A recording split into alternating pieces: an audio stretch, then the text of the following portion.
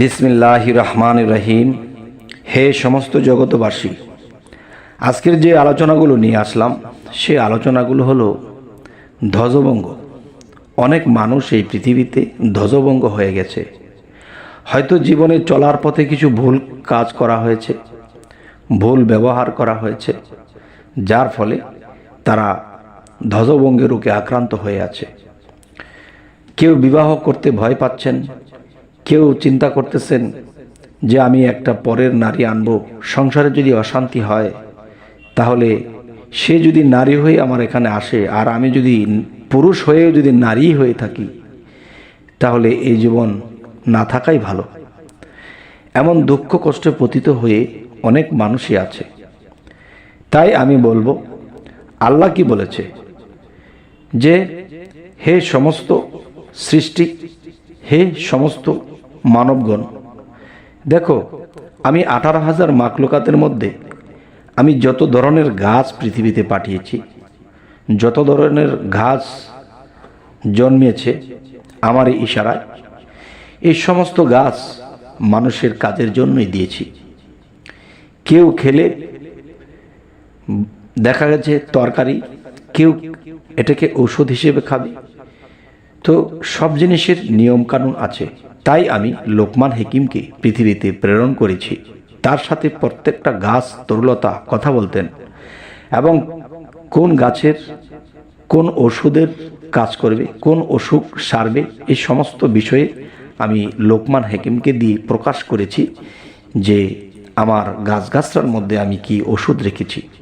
তবে হে জগতবাসী, আজকের যে আলোচনাটি হবে সেটি হলো ধ্বজভঙ্গ রোগের বিষয়, যে মানুষ যেন এই রোগ থেকে তারা নিরাময় পায়, ভালো থাকে, সুস্থ থাকে। তাই সেই আলোচনাটি অবশ্যই মন দিল দিয়ে শুনবেন, যাতে করে উপকৃত হওয়া যায়। আর গাছগাছরার ওষুধ এটা কিন্তু আল্লাহ তাআলার বিশাল এক ক্ষমতা দিয়ে সমস্ত গাছগাছরার মধ্যে যা কিছু আল্লাহ দিয়ে দিয়েছেন এতে মানুষের উপকারের জন্য।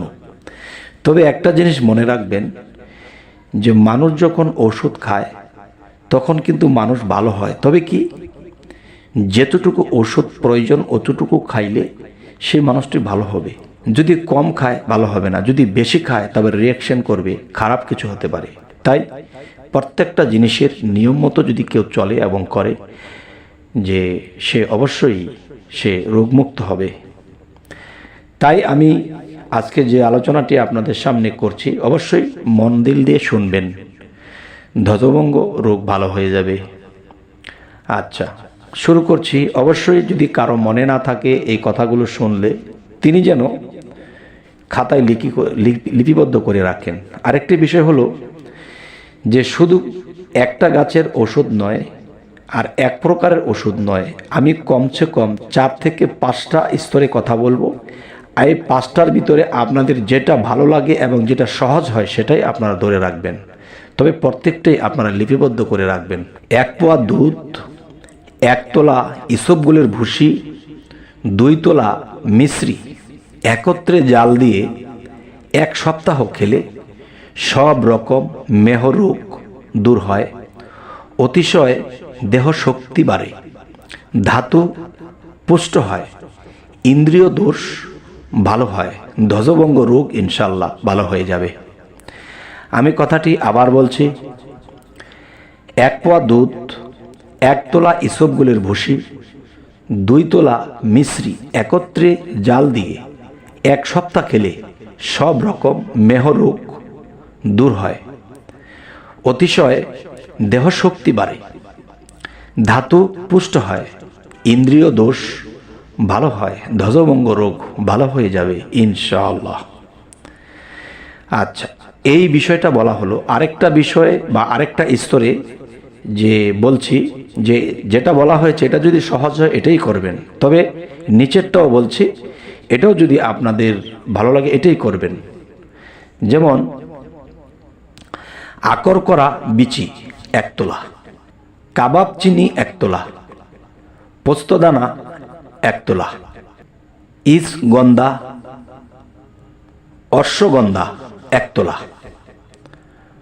বোল একতলা। এই 8টি ধাতু একত্রে সমান ওজনে নিয়ে উত্তম রূপে চূর্ণ করে কাপড়ে ছেঁকে নিতে হবে। তার সাথে মধুতে মিশিয়ে একত্র করে সিকি তোলা পরিমাণের ছোট ছোট বড়ি প্রস্তুত করে প্রত্যহ সকালে বাসি পানি দিয়ে খেতে হবে। এই 2টি বিষয় আমি আপনাদেরকে বললাম। আরও আছে 3টি বিষয়। যেই 3টি বিষয় বা 4টি বিষয় আপনাদের সামনে তুলে ধরব, এগুলোর মধ্যে যেই জিনিসটা আপনাদের কাছে সহজ হয় সেটি করবেন। আরেকটি বিষয় হলো, দেখুন, আলকুশির বীজ চূর্ণ। আলকুশির বীজ চূর্ণ 1 আনার মতো রাতে শোবার আগে পানিসহ কিছু দিন খেলে উপকার হয়। আচ্ছা, এটা উপকার হয় সহজ বিদায় আপনাদেরকে বলা হলো। আলকুচির বীজ চূর্ণ 1 আনার মতো রাতে শোবার আগে পানিসহ কিছুদিন খেলে উপকার হয়। আচ্ছা, এর পরের যে বিষয়টি সেটিও বলছি, অবশ্যই খেয়াল করে শুনবেন। জামের বিচি, শ্বাস অথবা শিমুলের শিকড় গুঁড়া করে চিনি সহ 1 পোয়া দুধের সাথে মিশিয়ে দৈনিক 1 মাস সকালবেলা সেবন করবেন। ইনশাল্লাহ কি হবে জানেন? ধাতু দুর্বলতা সম্পূর্ণ কমে যাবে। সহবাস শক্তি অতিমাত্রায় বৃদ্ধি পাবে।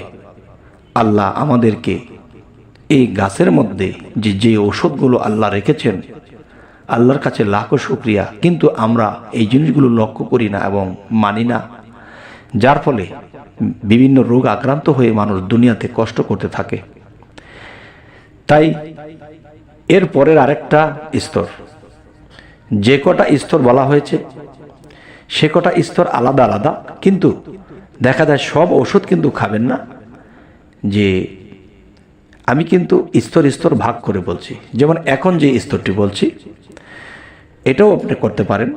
আফুলা শিমুল গাছের মূলের ছাল ছায়ায় শুকাইয়া 50 গ্রাম চূর্ণ করে মধুর সাথে মিশাইয়ে 20টা বড়ি বানিয়ে প্রত্যহ সকালে ঠান্ডা পানিসহ সেবন করবেন।